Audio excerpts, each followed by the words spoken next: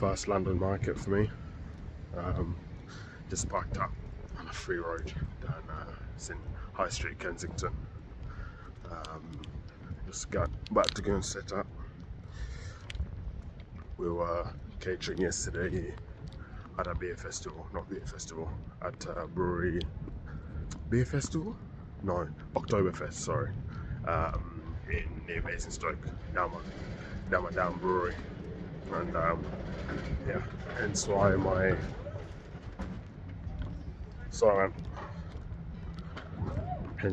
eyes look a bit red and I look like I've been dragged through a hedge backwards. But I'm gonna put a smiley face on for the day because customers hopefully will be streaming through. There's the market. Very excited for this.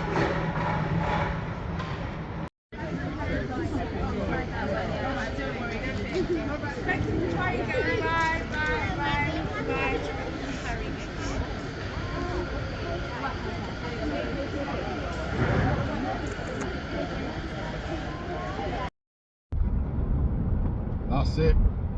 It's a wrap. Market done. Packed up. Heading home now. Well, I'm gonna go via my mum's because she's halfway between London and the farm. So pop in, probably grab a coffee because I feel finished. I'm absolutely done. But on a more positive note, the market was very, very good first experience of a London farmers market. Yes, I know we've done markets in London before in Brixton with the Black Farmers Market, but this is the first time doing a market in another part of London, and yeah, it's pretty good. I think so. I wish I'd done more videos of the market itself, but first time I didn't know the etiquette. You don't know whether people want to be in videos or not, so I was just mingling, talking to the fellow traders like next to me and around me, learning the customers, like free market research basically. And no, it was good. It was good. It's quite a weird feeling, but I liked it in that being somewhere where no one knows you. And that's not to sound big-headed, but the only markets I do aside from Black Farmers Market is Trenchwall in Sussex, and I've been going there now since 2023, since we started the farm. And obviously, being I call myself a Sussex lad. I lived in Sussex 6 years. Being a Sussex lad, I know people there, so it's whenever you go you see familiar faces and returning customers. But like same with the Black Farmers Market, we've done it a few times nowadays, returning customers. Like this one, literally didn't know any store holders, didn't know anyone else, and it felt good because almost like every time you introduce yourself to someone, it doesn't feel like you're saying the same thing all the time, and it was almost like testing my not people skills, because I know I've got them, but testing if I still got it, like not even gift of the gab, some people might call it. And yeah, I think I've still got it. I was asked a few times why I've put on the board the Kenyan Big Farmer, and I think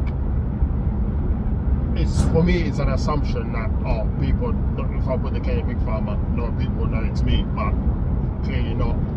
And yeah, a bit of feedback from one of the customers was to have like a board there where I've got some of the information of the farm, so that when people are queuing up, someone can read the info there, and then sort of brings them into it a bit more, which like one of the reasons I love farmers markets or markets so much is the feedback is not delayed. like it's there straight away. If someone sees something and they don't like it, they tell you straight away.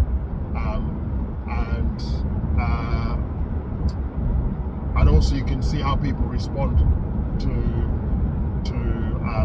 products. Like some people, I find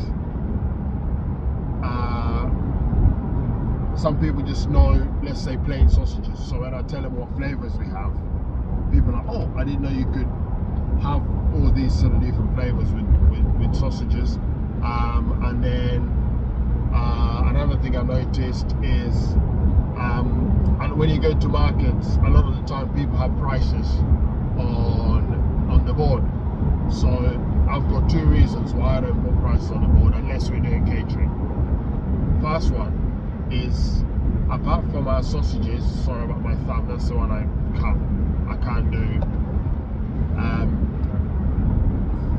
Aside from our sausages and bacon, which are like standardized sizes, everything else is per kilo or per, depending on the weight. So one pack of pork chops could be 650 grams, another pack could be 400 grams. So that's not the same price. So that's why I don't put price at all. Secondly, I find I like talking to people. Like if I didn't want to talk to my customers or our customers, I'd have a vending machine. I'd just put things there and walk away.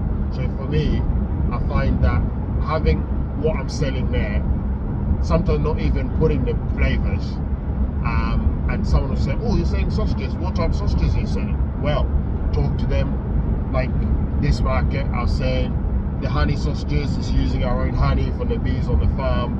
The pork and apple sausages, we're using apples from an orchard like probably 4 miles away from the farm, near Nikki's parents. And I'm actually taking pigs there tomorrow or next week. I'm taking pigs there to eat all the apples on the floor. So like those little stories, you can't put that on a board. And even if you put it on a board, it doesn't have a smile on it. If I just put the sausages made with apples from next door's orchard, it's just like, oh, that's cute. But if I'm there selling it, add a bit of salt to the story, a bit of spice, it just gets the conversation going. And actually, one of the there's an elderly lady there coming through, and she didn't buy anything, but I'm used to saying morning or afternoon or whatever, and I said afternoon, and she's like, oh, actually, you're the first person to say hi to me. And I was like, oh, that felt pretty good, because I'm used to, I like talking. I'm used to saying hi to people just as a norm. So yeah, to feel that someone's going on a walk around, she hadn't been to this market for a while, so she just thought she'd pop by and have a look, see what's changed. And obviously me being new, that's another thing, I stuck out like a sore thumb.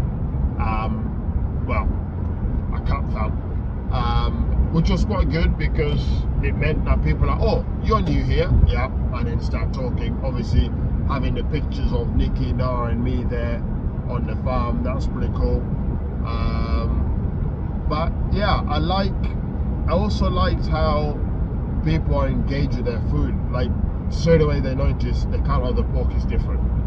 So I had some of our 7-week dry aged pork, and they noticed that straight away. Oh, that's got a lot of fat. Well, fat, let's talk about this, blah blah blah. Another customer says he didn't like when the meat's too fatty. I was like, okay, yeah, sweet. And then sort of in that conversation talking about someone will take fat off a chop, but then they'll put oil in the pan to cook the chop. Or you could just cook the chop with the fat it's got on it and then cut the fat off at the end. So it's just these conversations that you get to have with customers that, yeah, are just so good. And yeah, I'll say it again, Londoners are so lucky. Like, you've got access to everything. Like I popped one of the restaurants there to use their loo, Persian restaurant. Literally, you look next door, French. You look, oh, so good. I wish we had that near where we are. But then I said that to someone, and he was like, well, but you live on a farm, so I think you're luckier than us. And I was like, good point. But yeah, all in all, an amazing experience. We've been given a slot at High Street Kensington for a month.